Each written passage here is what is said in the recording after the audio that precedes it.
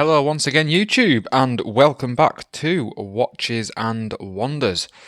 As usual, it is Tom behind the camera, and if you would like to catch up on anything that I like to get on with in my life, from the watches to bushcrafting and a few of the other activities I get up to, please give us a follow on my social medias at watches_wonders on Instagram and at Watches and Wonders on TikTok.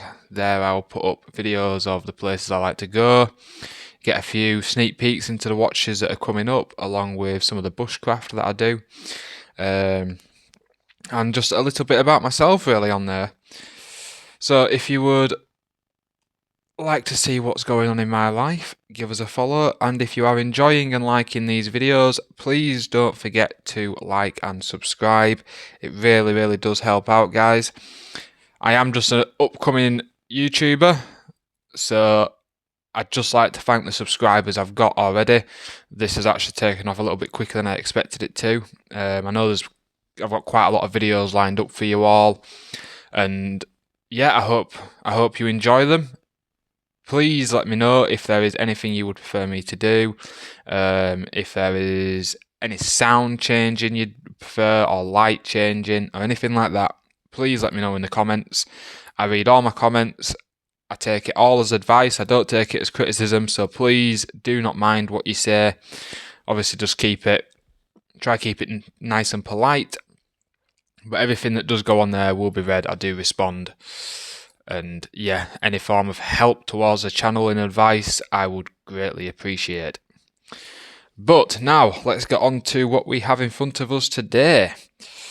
So we're back with Pagani Design, and Pagani Design is back taking Rolexes and just sticking them in a photocopier once again. So in front of us we have the Pagani Design PD1752. Or the Rolex DD 36 Homage.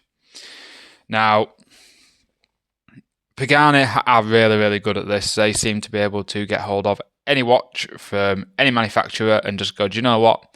I like that design, I'm going to copy it. I don't know how they get away with it, I really don't, but you do get a decent quality watch with decent materials for a really good price. So, let's get into this Pagani then. Now, in front of us, you will notice this is a day and date movement, but for the first time, I believe, in any of these automatic watches I have shown on this channel, we are not using a Seiko movement. So, well done, Pagani, for stepping away. Instead, we have a seagull movement inside this watch. We are using the ST16. Now, seagull movements have been around for quite a while now. You can find them dating right back to the military watches, seagull movements. I will point out a few problems that I have found with this movement, but I'll also give you a few things that I have found that are better than I expected from this movement. So, I'm not sure if any of the eager-eyed viewers had noticed, but just a few seconds ago, my second hand stops and jumps. And that is the problem that I am currently having with this watch. But stating that, this watch is only running a second fast per day. So I've heard a lot of people get hold of these 36mm and tell me that the movement that they've got in them are absolutely rubbish. Now, they do come with the faults, as you can tell. Mine has a few faults there with it. But all in all, it does keep time perfectly. Everything works on it just how it's supposed to. So it really is hoping for the best when you buy one of these 36mm. Them seagull movements can be very... I don't really know how to put this. It can be a little bit hit and miss is the best way to describe it. Sometimes you get one that works perfectly fine, and then sometimes you get one that, well, it refuses to work. That's the best way to describe it. So these ST16 movements, they beat at 6 times per second with a 40-hour power reserve and a 21,600 beats per hour. So very, very similar to the NH movements. It's just with this one we have a full day and date complication with them instead of your bog standard where you'd have your day and your date there. We have it along the top and we have it at the 3 o'clock mark.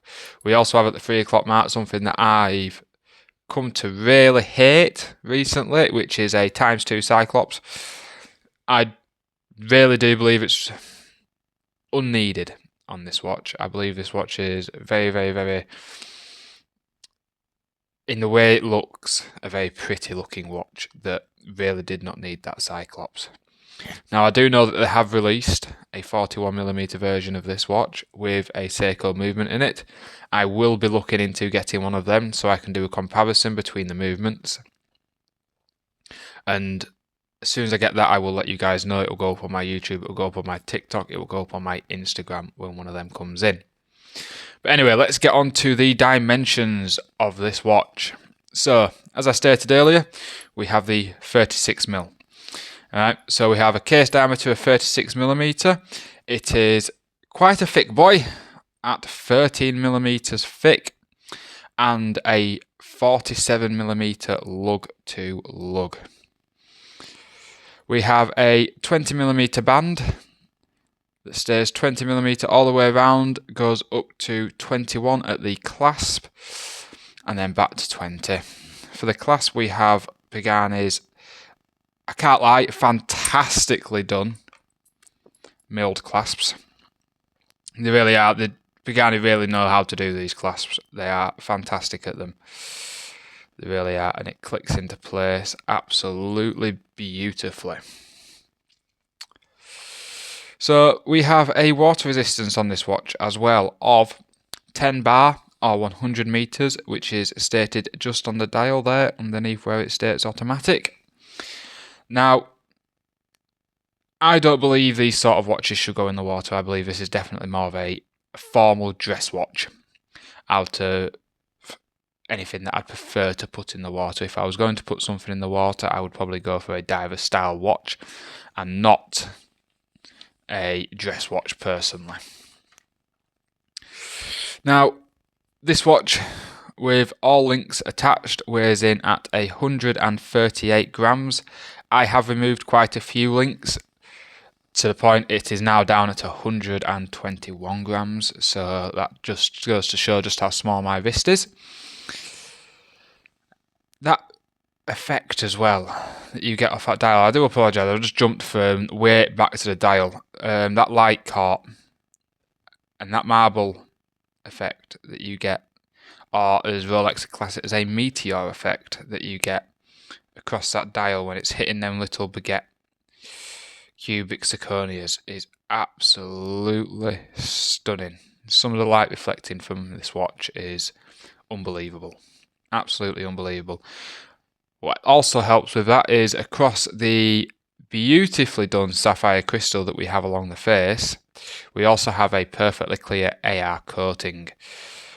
Or if for people who don't know what AR means, it is anti-reflective, which really does help. Now, you get a lot of watches that come with an AR coating and they'll have like a little red tinge to it or a blue tinge, but this one they've managed to do and it is perfectly clear. And even when you hit the light, this watch is still legible. Once again, you'll have just seen that seconds hand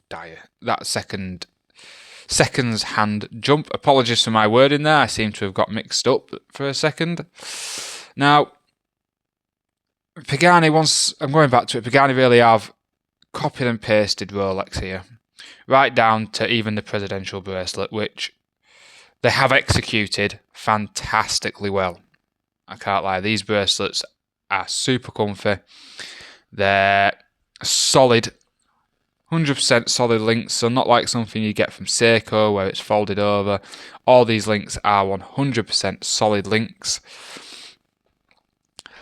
And it's one of them of, this watch was bought for me by my missus and I believe it cost her around the £50 mark. For £50, this watch is absolutely phenomenal. It genuinely is phenomenal.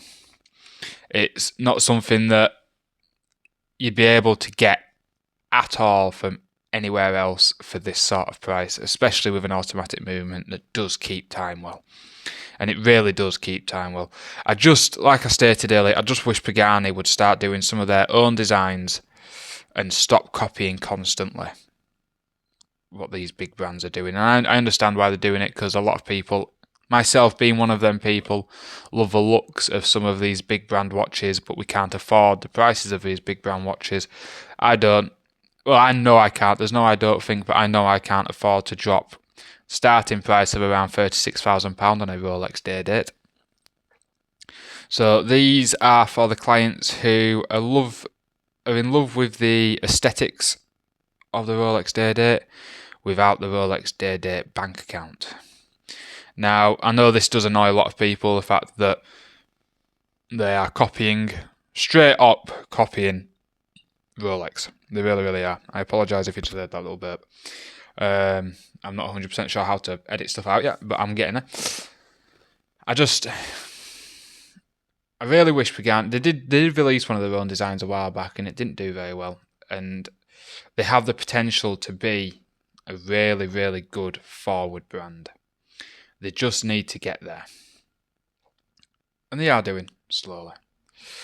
But something I really do like about this watch is, for the first time in a while on this channel, I believe, we actually have see-through backs showcasing the ST16 movement. Now, there's rumours that this is a sapphire sandwich, which means there is sapphire on the face of the watch and on the display case at the back of the watch. I'm not 100% sure that the back one is sapphire. If I'm being completely honest, I don't believe it is, but I have heard a few people, and I've seen a few people claim it is. That could be on the new 41mm. I don't believe it is on the 36. And the reason for that is the feel of it. It feels relatively warm to touch when you compare it to the front. So I've got a funny feeling that you'll be using a Hardlex or something like that sort of crystal on the back of it, not sapphire. But all in all, this watch is absolutely phenomenal. Yes, it is a hit and miss. And yes, I do warn everyone who buys the 36 to please look into the 41. The movement is much more reliable. I have been lucky that mine is very reliable on timekeeping. It just jumps a few seconds and then stops until it catches it, like it just did then, until it catches itself back up. But all in all, it works phenomenally. Now, if you give me 1 second, I will show you a quick wrist shot. Now I've stopped confusing myself, because only a few weeks ago when I first got this watch, I was a little bit adventurous, I'd say, with it, and I ended up taking the bracelet off and opening the back of it up just to see if I could sort the movement out, and I ended up putting the bracelet back on the wrong way. But here we are. This is the watch on wrist. I do apologise, it's not the best wrist shot, but it is a beautiful watch. It sits on my tiny little wrist absolutely fantastically. It's definitely something that I wear to more of a formal event than I would do on a day-to-day basis. But to me, this is a very special watch. It was a gift for my missus when I first started up this channel, and it was her way of saying, well done, I've been telling you to do this for years. I'm so glad your confidence has come up. And this is what she got me as a thank you, as a well done, should I say. Perfect, beautiful, beautifully crafted watch. I just wish it was not a straight rip-off of a Rolex. But it is genuinely stunning. Right, guys, this was Tom from Watches and Wonders. I hope you have enjoyed. I do apologise. I'm trying to get more confident behind this camera. And I'm trying to be a little bit more loud in my speaking and get my editing down. Hope it doesn't annoy you all too much. And all I can say now is thank you for watching, and I will see you next time. Goodbye.